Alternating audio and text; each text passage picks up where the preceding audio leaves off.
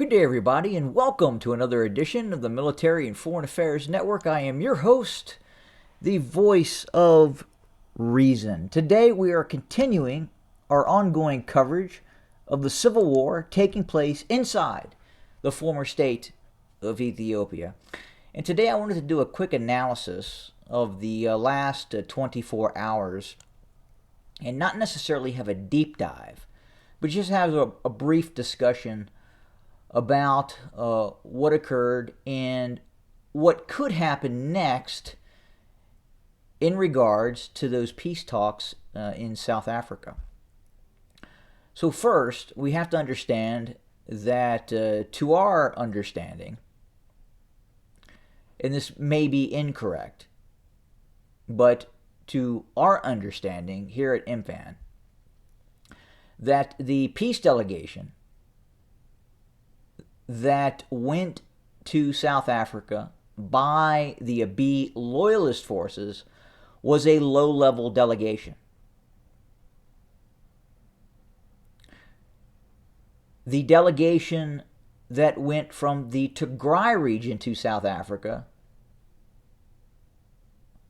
while not as a low-level delegation, it was not a large delegation, and compounding that, the ability for direct communication back to the Tigray region was problematic, especially discussions with battlefield commanders in the Tigray region. Why is that important?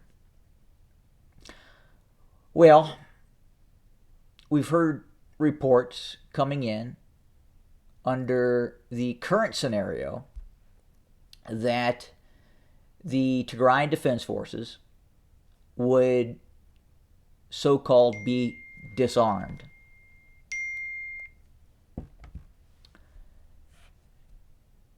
The removal of heavy weapons, the possible removal of light weapons, and the Tigrayan Defense Forces would become more or less the Tigrayan regional forces. We have to assume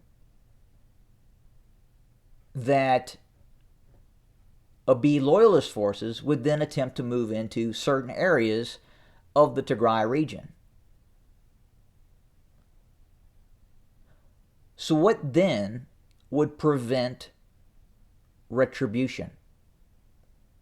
What guarantees do these tens of thousands of Tigrayan Defense Force personnel that have been at war for the better part of 2 years now, what guarantees do they have that they would not be hunted down? Look, as I've talked about before, past performance is indicative of future results when you look at Abiy Ahmed and Isaias Afwerki. They have proven themselves, meaning Isaias Afwerki and Abiy Ahmed, to be utter scoundrels, the likes of Saddam Hussein's Iraq. Proven it. They have proven it in Oromia. They have proven it in Tigray. They have proven it by the actions that took place in late 2020.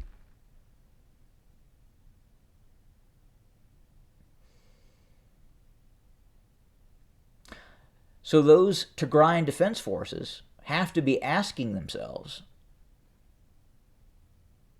are we going to disarm? Is this in our best interest to disarm? Is it in the best interest of the Tigray region to disarm? If, in fact, this is what is coming out of South Africa.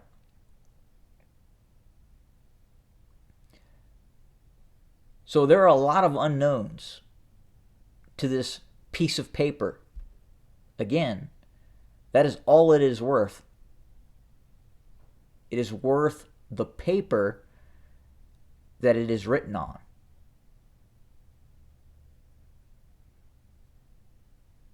And it's difficult to say, again, with all those stakeholders that were not included in those discussions in South Africa, are they just going to say, okay?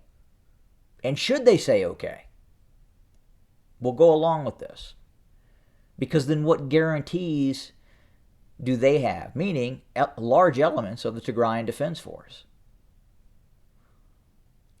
Large elements of the current political apparatus inside of the Tigray region. This looks like an utter recipe for failure. Especially, and this is very important, when you have the two actors that are at play in this scenario. And those two actors, Isaias Afwerki and Abiy Ahmed.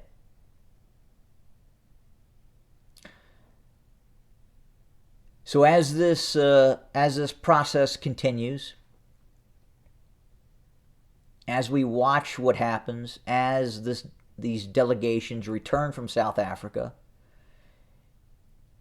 and if this process is then implemented, we will have to see what happens.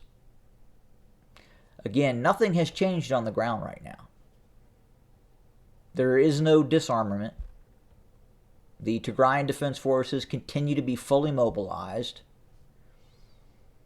The Eritrean army is still in northern Tigray.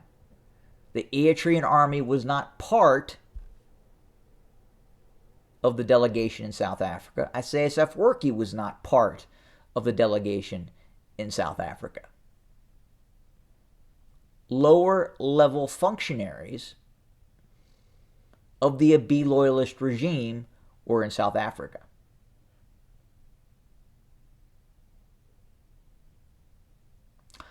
So it'll be very interesting to see what happens in the coming days, the coming weeks.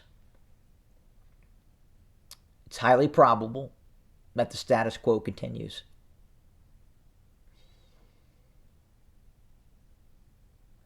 The social contract, as I've talked about many times before, has been shattered in Tigray, especially with the rape and pillaging of the Tigray region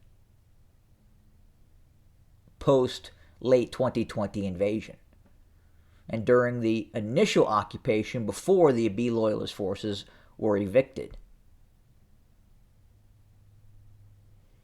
The very question that the Tigray region wants to be part of the former state of Ethiopia has to be asked.